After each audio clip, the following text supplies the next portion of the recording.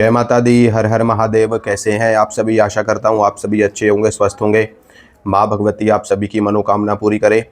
आज की इस वीडियो में मैं आपको नवारण मंत्र के बारे में जानकारी देने वाला हूँ और मैं आपको ये बताऊँगा कि अगर आप प्रतिदिन बिना किसी नियम के, बिना किसी परहेज के, बिना किसी उपवास के या बिना किसी विधि विधान के, या अगर आपने कोई गुरु भी नहीं बना रखे, किसी गुरु से दीक्षा भी आपने नहीं प्राप्त कर रखी, और आप निरंतर नवारण मंत्र का जप करते हैं, तो इससे आपको क्या क्या प्राप्त होता है।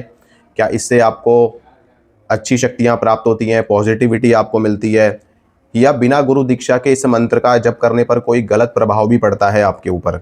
सारी जानकारी मैं इस वीडियो में आज कवर करूंगा, क्योंकि बहुत सारे लोगों के कमेंट भी मेरे पास ऐसे आए हैं और कई ऐसे यूट्यूब पर ऐसे लोग भी हैं जिन्होंने नवारण मंत्र के बारे में बहुत ज़्यादा भ्रांतियां भी फैला रखी हैं, या बहुत ज़्यादा इस मंत्र को लड़ाई झगड़े वाला मंत्र बना दिया है, बता दिया है कि नवारण मंत्र का अगर आप जाप करेंगे तो घर में लड़ाई झगड़े होने शुरू हो जाते हैं, घर में बीमारियां आने लगती हैं। इस तरह की भ्रांतियां जो लोगों ने फैलाई है, मैं उसके ऊपर भी बात करूंगा और नवारण मंत्र की सही जानकारी मैं आपको दूंगा इस वीडियो में, क्योंकि नवारण मंत्र का जाप मैंने अपने जीवन में बहुत किया है। मेरी साधना की शुरुआत ही नवारण मंत्र से हुई है और दुर्गा सप्तशती से हुई है। तो नवारण मंत्र का अनुभव मुझे अच्छी तरीके से है कि इस मंत्र का क्या रिजल्ट मिलता है, क्या अनुभव होते हैं, कैसा आपको महसूस होता है, क्या आपको फील होता है। सारी चीज़ें मैं इस वीडियो में कवर करने वाला हूं, जो कि मेरा खुद का रियल अनुभव है। और जो लोग नवारण मंत्र का जाप कर रहे हैं काफ़ी समय से, महीनों से, सालों से, वर्षों से, वो लोग मेरी बात को बेहतर समझ पाएंगे। जिन्होंने कभी किया ही नहीं इस मंत्र का जाप, वो क्या ही समझेंगे। लेकिन फिर भी जो लोग गलत जानकारियां फैला रहे हैं, तो उन सभी गलत जानकारियों को आप अपने दिमाग से निकाल दो, गलत फहमी को निकाल दो, और सही जानकारी जो है मंत्रों के विषय में मैं आपको प्रदान करूंगा इस वीडियो में। तो चलिए शुरू करते हैं। सबसे पहले बात करते हैं नवारण मंत्र किसे कहते हैं या कौन सा नवारण मंत्र होता है। देखो, जिस भी मंत्र में 9 अक्षर आते हैं, 9 वर्ण आते हैं, उसे नवारण कहते हैं। ठीक है।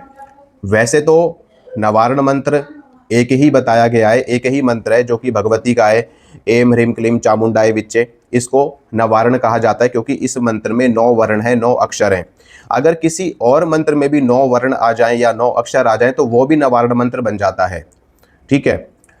लेकिन नवारण मंत्र के बारे में अक्सर लोग इसी मंत्र को समझते हैं, एम ह्रीम क्लीम चामुंडाय विच्चे, और जो कि सही भी है, क्योंकि नवारण मंत्र सबसे ज़्यादा इसी के बारे में लोग समझते हैं, इसी को कहते हैं। अन्य मंत्र भी होते हैं नवारण मंत्र में, और नवाक्षरी मंत्र, इसको नवारण भी कहते हैं, इसको नवाक्षरी भी कहते हैं।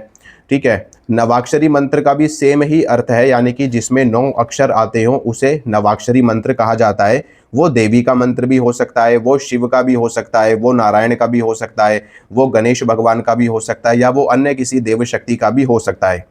लेकिन मुख्य रूप से जो देवी का मंत्र है, दुर्गा सप्तशती में ये मंत्र है, श्रीमद् देवी भागवत महापुराण में भी इसकी बहुत महिमा बताई गई है। तो इसी को नवारण मंत्र हम लोग समझते हैं, मोस्टली सब लोग समझते हैं। अब बात करते हैं कि जो नवारण मंत्र है ये किसका मंत्र है, कौन सी देवी का मंत्र है, या इस मंत्र का जप करने से कौन सी शक्तियां जागृत होती हैं।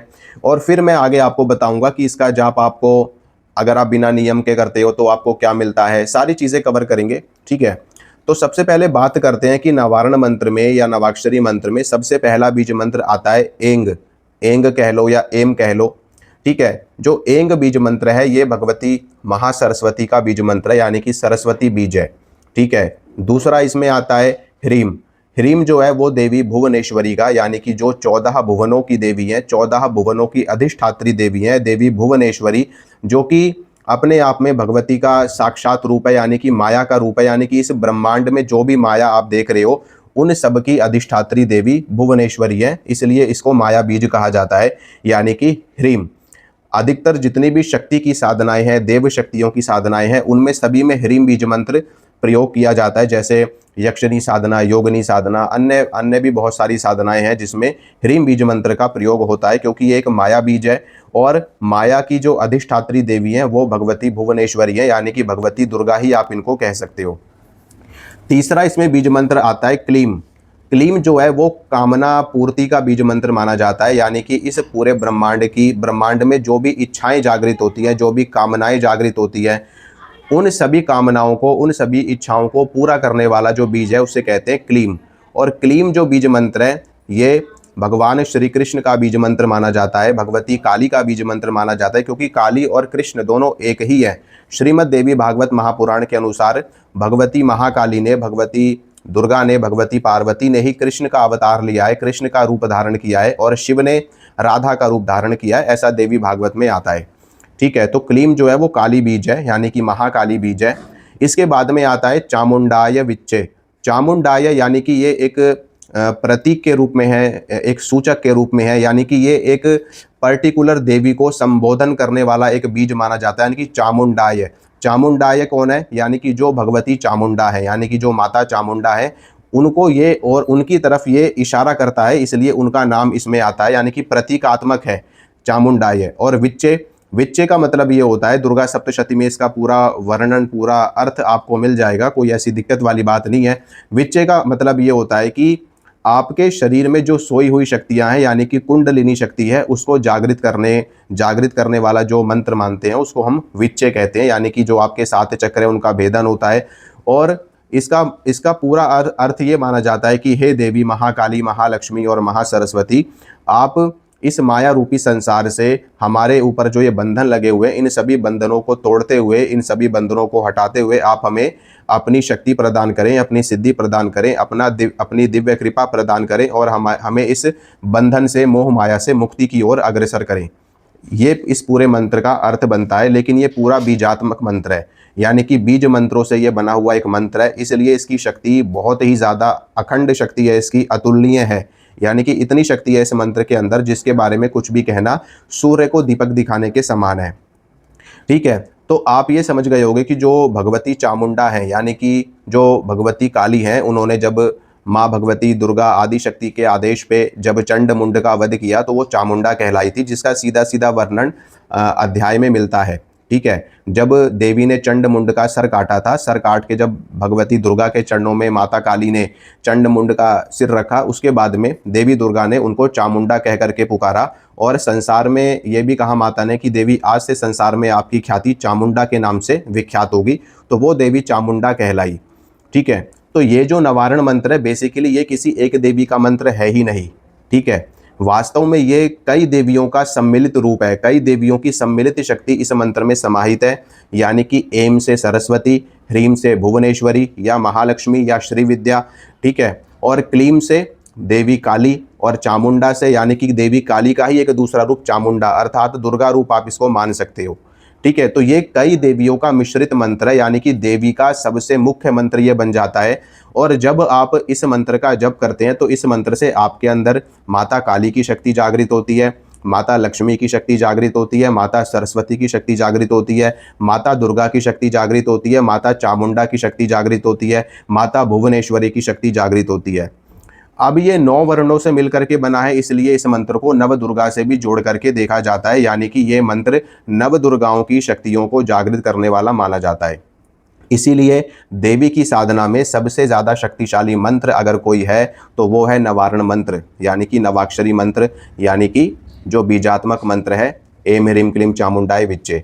तो इस मंत्र की इतनी महिमा है, देवी भागवत में बताई गई है, दुर्गा सप्तशती में बताई गई है। अगर कोई साधक, कोई भगत इस मंत्र का जप करता है तो वह इतना सिद्ध हो जाता है, इतना सिद्ध हो जाता है, इतना सिद्ध हो जाता है कि उसके बारे में कुछ भी कहना सूर्य को दीपक दिखाने के समान है।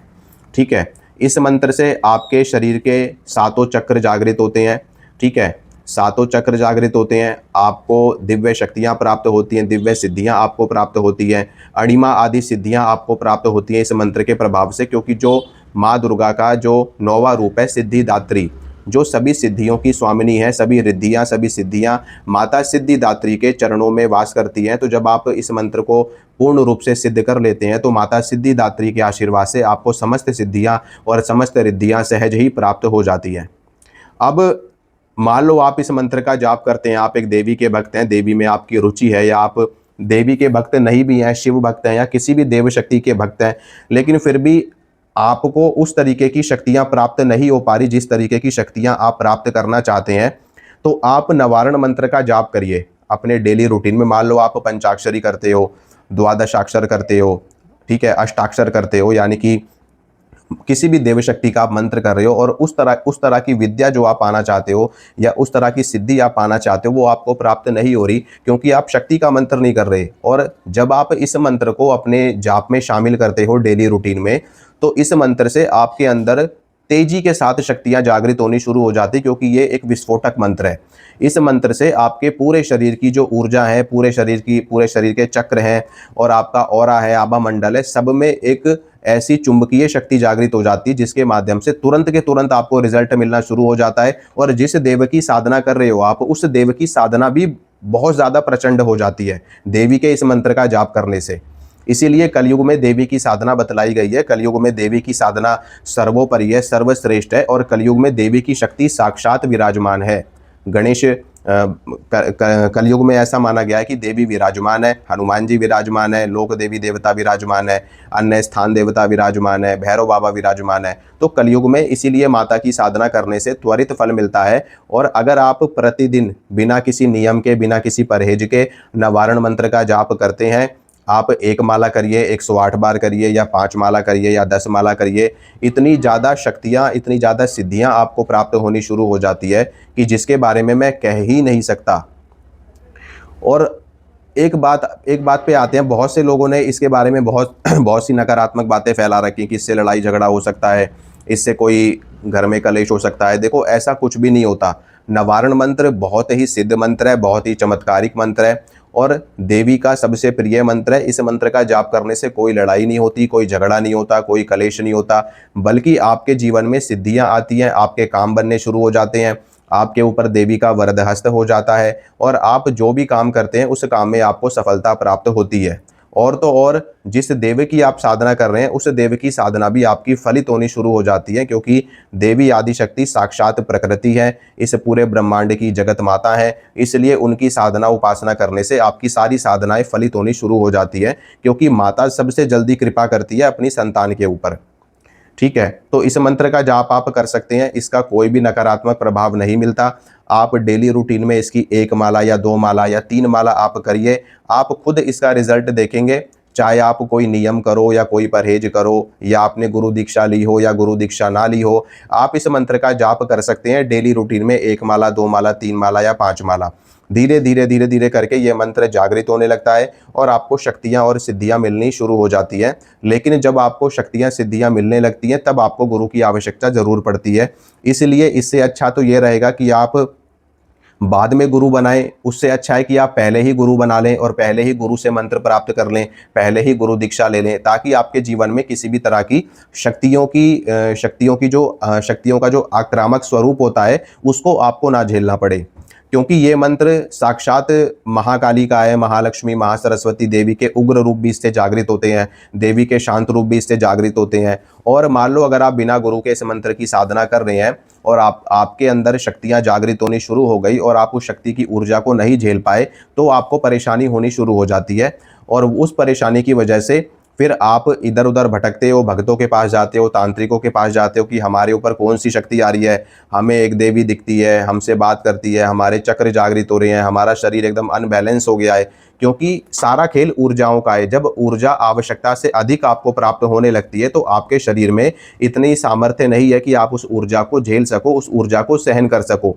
इसीलिए गुरु बनाया जाता है, गुरु दीक्षा ली जाती है। गुरु बना लेने पर क्या होता है कि आपको आवश्यकता से अधिक ऊर्जा प्राप्त नहीं होती और गुरु आपकी फिल्ट्रेशन का काम करते हैं। जितनी ऊर्जा आपको आवश्यकता है उतनी ऊर्जा आपको प्राप्त होती है और धीरे धीरे करके आपके जीवन में सिद्धियां आने लगती हैं। और एक समय ऐसा आता है कि जब गुरु कृपा से, माता की कृपा से आप सिद्ध हो जाते हैं, फिर उसके बाद में आप जो चाहे अपने जीवन में वो प्राप्त कर सकते हैं, जो चाहे अपने जीवन में वो कर सकते हैं, किसी का भी भला आप कर सकते हैं। तो नवारण मंत्र बहुत ही शक्तिशाली मंत्र है। इस मंत्र के जाप से कोई हानि नहीं होती, कोई नुकसान नहीं होता, कोई भी दिक्कत परेशानी किसी भी तरीके की परिवार में, घर में, गृहस्थी में नहीं आती। दिक्कत तब आती है जब इस मंत्र की शक्तियां जागृत होने लगती हैं और उस ऊर्जा को आप सहन ना कर पाओ, तब आपको थोड़ी बहुत प्रॉब्लम हो सकती है, क्योंकि शक्तियां कंट्रोल में नहीं हो पाती आपके, इतनी ज़्यादा ऊर्जा को आप झेल नहीं पाते, सहन नहीं कर पाते, तो निश्चित रूप से आप गुरु दीक्षा लेकर के इस मंत्र का जाप करें। अगर आप बिना गुरु के कर भी रहे हैं तो ज़्यादा जाप ना करें, 1 माला 2 माला या 5 माला, इससे अधिक मंत्र का जाप ना करें। सबसे अच्छा है कि 1 माला का जाप करें, 108 मंत्रों का जाप करें। इससे आपको माता की कृपा मिलती है, आपके जीवन की जो परेशानियां हैं वो भी खत्म होती है। आपके जीवन में जो ग्रहों का दोष है, यानी कि 9 ग्रहों का जो दोष है वो दोष खत्म हो जाता है, ग्रह आपके ऊपर कृपा करने लगते हैं। इस ब्रह्मांड की सारी शक्तियां आपके ऊपर कृपा करने लगती हैं, माता की सभी शक्तियों की कृपा आपके ऊपर होने लगती है। और तो और आपके आपके जीवन में भूत बाधा है, प्रेत बाधा है, तांत्रिक क्रिया है, मारण क्रिया है, उन सभी समस्याओं से भी आपको मुक्ति मिलनी शुरू हो जाती है। ठीक है, तो इस मंत्र का आप जाप करिए और लाभ लीजिए। माता रानी आप सभी की मनोकामना पूरी करे। जय माता दी, हर हर महादेव। खुश रहिए आप सभी।